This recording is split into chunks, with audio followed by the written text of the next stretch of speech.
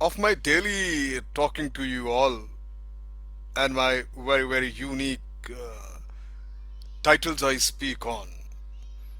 Few friends of mine, they are quite confused about me.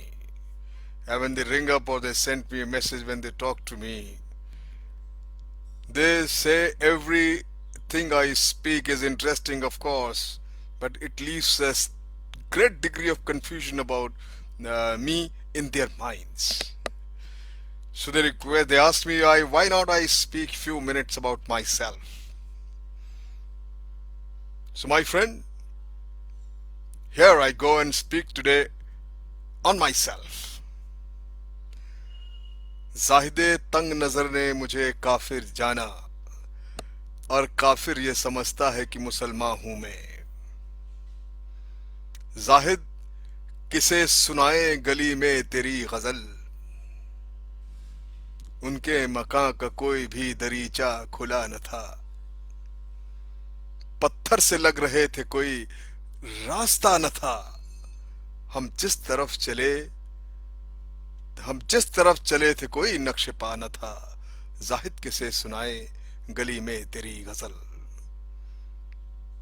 My friend, when I talk about myself, I talk about my convictions very clearly and explicitly. I believe that you have only one life to make the best use of it. Don't waste time, for time is worship. And not a minute should be wasted, I believe. I have got a greatest trust and faith, as I spoken many times earlier, on the Prophet Muhammad's greatest saying to me, and most appealing to me, when he said, La tasabuddhara innad hawa. वक्त के साथ चलो, वक्त के साथ चलना ही इबादत है. Move with times. Moving with times is the best form of worship. If I'm not an ugly man, I know for sure that I'm not surely an impeccable, handsome man either. Physical looks has never bothered me. I've never been concerned with my outward appearance. What lies beneath the real me is conflicted by emotions of love and hate, general irritability, and occasional equipoise, angry denunciations, and tolerance of another point of view, rigid adherence to self-prescribed regimen, and accommodation of others' conversations and others' point of views. I really don't give too much of attention. Am I a likable man? I don't know. I've had very few close friends, and maybe today I have none, because I've never set much a store by friendship.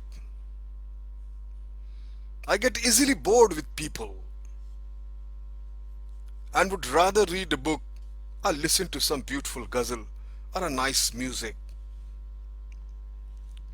and enjoy myself. COVID times have helped me in great deal of reinventing myself, revisiting myself. The one constant in my life has been my love for animals, especially dogs and horses. I simply love them. They have always given me the greatest happiness and pleasure. I also enjoy food. I always like trying different kinds of cuisines and continue to do so in spite of far too many limitations. I cannot devour food or go as lavish I used to be. My table used to fill with 10-course meal, which is not the situation now, but it's okay. It's fine. I used to enjoy Mughlai and Punjabi food, but these days I take precautions and because I find they are too heavy to be devoured every day, despite they are certainly very tasty and rich. Because all these friends and all these doctors, they've got a great influence. They keep telling, avoid, my brother, they're so physically fit, they keep telling me, brother, avoid rich food, have healthy food. So I'm following the footstep these days. Yes, I do enjoy sometime an order for Italian or Chinese or Thai food from the restaurants nearby, and the food is delivered to the house because my daughter loves them. I also get a little bit. And lately, my love for the Urdu poetry has grown up tremendously. It has grown to such an extent that besides the books that I have to read, English books basically of my interest, which uh, which I feel I must read. Otherwise, I just read and enjoy only Urdu poetry. I keep Ghalib on my bedside table and an anthology of Urdu poetry on the table beside me where I sit on my table the entire day. I've I have always had a great interest in nature, in flowers and trees and birds. My profession being an army officer allowed me plenty of my huge palatial bungalows wherever I stayed. So much of trees around, like massive gardens with fountains in the house in the Bangalore itself. It gives me all the pleasure of falling further into love with the nature, with the trees, the birds, the flowers. I enjoy identifying the different birds which we used to visit my gardens and wherever I stayed in all the military stations. I planted many fruit trees in my accommodations where there were already far too many plants. I further added to that, and I used to watch even in Kanpur here when monkeys used to keep destroying them, all the plants, all the flowers, all the fruits.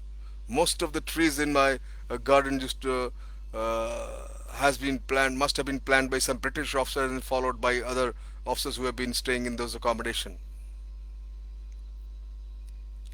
I always place a bird bath at one end of my garden, which has been shared over the years by sparrows, by crows, pigeons, manas, and a dozen stray cats that have made my and made their home also in there.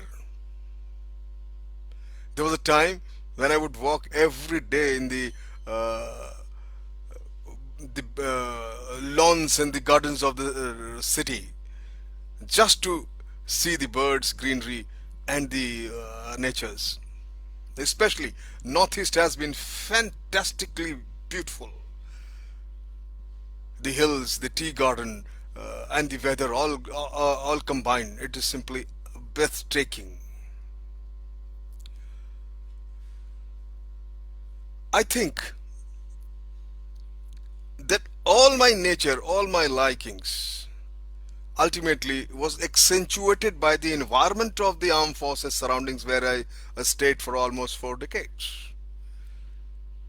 I think the image and the reputation that I am a I have of a womanizer comes from the fact that I have always written my two books, Ethics in Sex and Marriage, a bachelor's handbook, the Pleasure Woman, the life of the Indian sex workers. They are doing very well. All these books.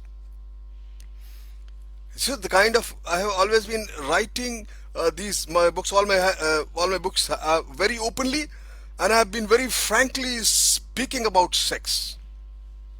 But let me tell you, my friends, Most of the sex in my books are nothing but fantasies. After all, I have never been a great lover or Casanova, being average man. But let me assure you and let me confirm that I do love the company of the women, especially intelligent women, beautiful women who are lively, talkative, and seems to enjoy my company. My friends, I cannot talk anything more than this. I'm as average, as normal like anybody else. Yes, I would like to be remembered if at all someone remembers me as someone who made people smile. Enough of me. Thank you very much.